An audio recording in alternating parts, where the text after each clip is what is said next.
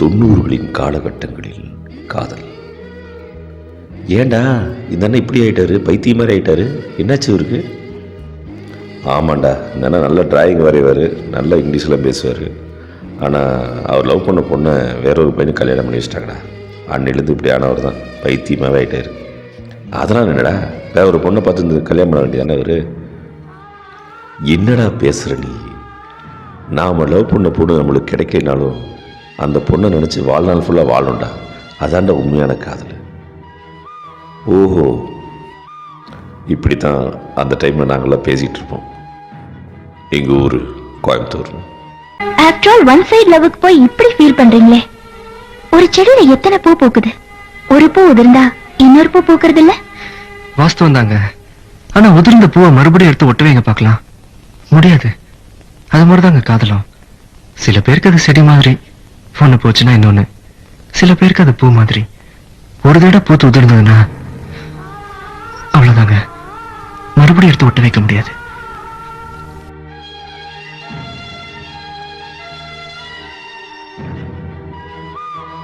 எங்கள் ஊரில் ஒரு 4-5 அண்ணனுக்கு இப்படித்தான் இருந்தாங்க. தான் விரும்பின பொண்ணு கிடைக்கலன்னு தெரிஞ்சும் கடைசி வரைக்கும் அந்த பொண்ணை நினச்சிட்டே தான் இருந்தாங்க. அந்த பொண்ணோட பேரை கையில் பச்சை குத்திருப்பாங்க. 2 அண்ணனுங்க நெஞ்சில் பச்சை குத்திருந்தாங்க. ஒரு அண்ணன் மட்டும் அவர் நெஞ்சில் பச்சை குத்தின பொண்ணுக்கு ஏற்ற மாதிரி அதே பேரில் பொண்ணு பார்த்து கல்யாணம் பண்ணார். நான் வேணா சொல்கிறேன், எழுதி வச்சுக்கோ. அந்த பொண்ணு பாட்டியாகி அதுக்கு 2 பேரம்பேத்தி எடுத்ததுக்கு அப்புறம் தான் நீ போய் லவ்வே சொல்லுவார் அப்படின்னு நான் என் ஃப்ரெண்டை கண்டபடி திட்டிருக்கேன். 90கள் காலகட்டத்தில் இந்த வாட்ஸ்அப், டெலிகிராம் இந்த மாதிரி வசதியெல்லாம் இல்லை. ஒரு பொண்ணுக்கிட்ட போய் காதலை சொல்கிறதுங்கிறது மிகப்பெரிய விஷயம். அதுவும் எங்கள் ஊர் ஆத்தாங்களை தாண்டி ஒரு பொண்ணுக்கிட்ட போய் பேசுகிறதுங்கிறது அதோட பெரிய விஷயம்.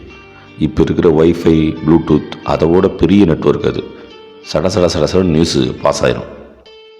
என்ன மயிலாத்தா ஒன்றரை வேறு புல்லா கோயில் முக்கில் அந்த புள்ள கூட வலிஞ்சிட்டு இருந்தான், 1.5 படி எண்ணெய் எடுத்துக்கலாம் மூஞ்சிலிருந்து. அந்த ஒரு வழி கூப்பிட்டு கண்டிச்சு வை அப்படின்னு போகிற பக்கம் சொல்லிட்டு போயிடுவாங்க எங்கள் ஊர் ஆத்தாங்க.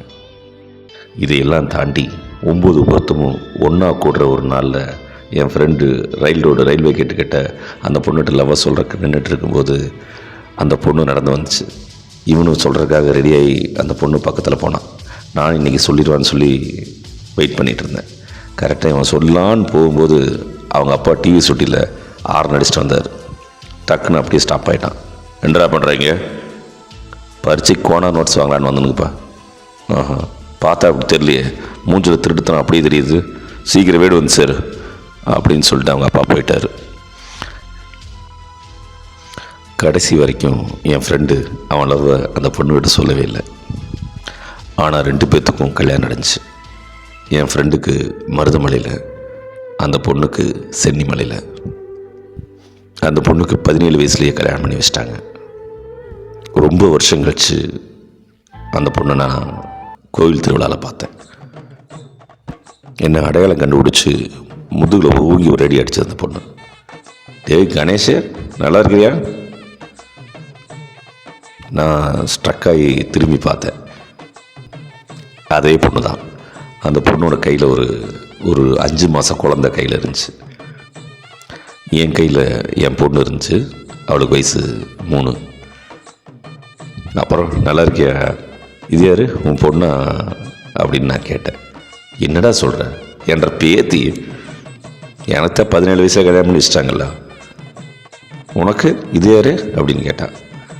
நான் சொன்னேன், இது சின்ன பொண்ணு, வயசு 3 ஆச்சு, அடுத்த வருஷம் யூகேஜியில் சேர்த்தலான் இருக்கேன் அப்படின்னு. என்னமோ போட அப்படின்னு சொல்லிட்டு போயிட்டாங்க. அந்த பொண்ணு போனோடனே என் ஃப்ரெண்டுக்கு கால் பண்ணி பேசினேன். அவன் அந்த திருவிழாவுக்கு வரல. டேய், அந்த பொண்ணு உண்மையாலுமே பேரை பேத்தி எடுத்துச்சுடா, நீ இப்போ வரைக்கும் லவ் சொல்லியாடா அப்படின்னு சொல்லி கிண்டல் அடித்தேன்.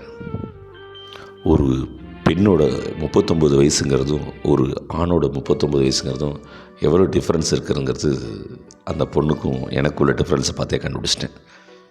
அந்த டைமில் பரீட்சையில் ஃபெயில் ஆனாலோ மார்க் கம்மியானாலோ கூட ஓரளவுக்கு தடி விழுவும். இந்த மாதிரி பையன் லவ் பண்ணுறான், பொண்ணு கூட பேசிகிட்டு இருக்கான் அப்படின்லாம் வீட்டுக்கு தெரிஞ்சுன்னா தோலை உரித்து உப்பு கரணை போட்டுருவாங்க. அப்புறம் கள்ளிச்செடியில் லவ் பண்ணுற பொண்ணோட பேரை எழுதி வைக்கிறது ஒரு பழக்கம் இருந்துச்சு. அந்த பொண்ணோட பேரையும் அவங்க பேரையும் எழுதி வைக்கிற பழக்கம் இருந்துச்சு. அப்புறம் யார்ட்டையா மாட்டிக்குவோம் அப்படின்னு சொல்லிட்டு அந்த பேரை முள்ளில் வச்சு கிறுக்கி அது ஒரு கிறுக்கல் பண்ணிடுவாங்க. அந்த கிறுக்கலே ஒரு மாடர்ன் ஆட்டு மாதிரி இருக்கும் அந்த கள்ளிச்செடியில்.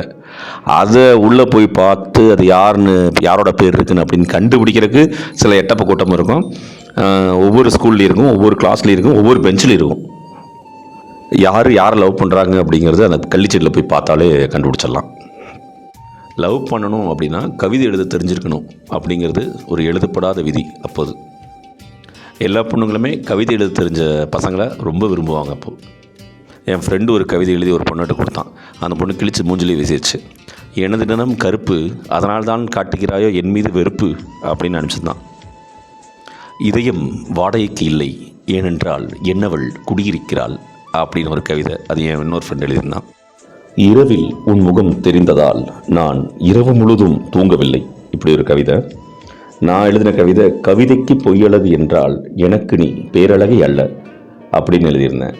அந்த கவிதை வந்து மேக்ஸ் நோட்டில் பின்னாடி எழுதி வச்சுருந்தேன். அது கரெக்டாக மேக்ஸ் டீச்சர்கிட்ட மாட்டிச்சு +1 படிக்கும்போது. 111 தோப்பு கர்ணமனை போட்டேன். அதுக்கப்புறம் கீழே விழுந்துட்டேன் நான். அப்போல்லாம் அவ்வளோ ஸ்ட்ரிக்டாக இருக்கும். எங்கள் ஊரில் அர்ஜுனன் ஒரு அண்ணன் இருப்பார். அவர் சூப்பராக கவிதை எழுதுவார். அவர்கிட்ட கவிதை எழுதி வாங்கி ஒரு பொண்ணுகிட்ட கொடுத்தோம்னா கண்டிப்பாக லவ் சக்ஸஸ் ஆகிடும் அப்படிங்கிறது ஒரு விதி. இந்த கவிதை எழுதின பேப்பர்ஸை கொண்டு போய் அந்த பொண்ணுகிட்ட கொடுக்குறதுக்கு ஒரு ஆப்ட்ரோசர் பசங்க இருப்பாங்க. அவங்களோட நடவடிக்கை எப்படி இருக்குன்னா, இந்த எக்ஸாமுக்கு முன்னத்த நாள் எல்லாத்தையும் படித்து முடித்த ஒரு பையன் எப்படி இருப்பான், அந்த மாதிரி ஒரு கர்வம் அவன் ஃபேஸில் இருக்கும். எனக்கு உங்களை பற்றிலாம் நல்லா தெரியுண்டா அப்படிங்கிற மாதிரி அவன் ஃபேஸ் ரியாக்ஷன் வச்சுட்டே இருப்பான். என் ஃப்ரெண்டு ஒருத்தன் தான், அவன் ஒரு நாள் புளியங்காய் சாப்பிட்டே இருந்தான். என்னடா புளியங்காய் எத்தனை சாப்பிட்ருக்க அப்படின்னா, என் லவருக்கு காய்ச்சல்டா, அவளுக்கு காய்ச்சல்னா எனக்கும் காய்ச்சல் வரணும், புளியங்காய் சாப்பிட்டா காய்ச்சல் வரும்னு சொன்னாங்க, அதான் சாப்பிட்ருக்கேன் அப்படின்னா. நாங்கள் என் ஃப்ரெண்ட்ஸ் எல்லாருமே என்ன லவ்டா அப்படின்னு வச்சுக்கணும். இதயமே இதயமே உன் மௌனம் என்னை கொள்ளுதே, இதயமே இதயமே. இந்த பாட்டை எங்கள் ஊர் மைசூர் அண்ணன் ஒரு 1500 டைம் கேட்டிருப்பாரு, அந்த டேப் ரெக்கார்டு அழுகிற வரைக்கும்.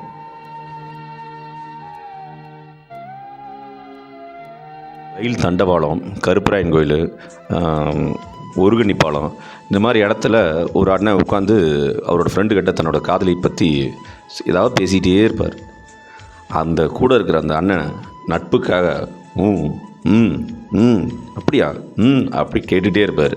அது அவர் மட்டும் இல்லை, அது மாதிரி ஒரு நிறைய செட்டை நான் பார்த்துருக்கேன். தண்ணி பிடிக்கிற இடத்துல கொண்டு போய் லவ் லெட்டர் கொடுக்க ட்ரை பண்ணி திடீர்னு அந்த பொண்ணோட அம்மா வரும்போது அந்த லவ் லெட்டரை குடத்தில் போட்டுருவாங்க. அவரோட நேரம் அந்த குடத்தை அந்த அம்மா தான் எடுப்பாங்க, அந்த பொண்ணோட அம்மா.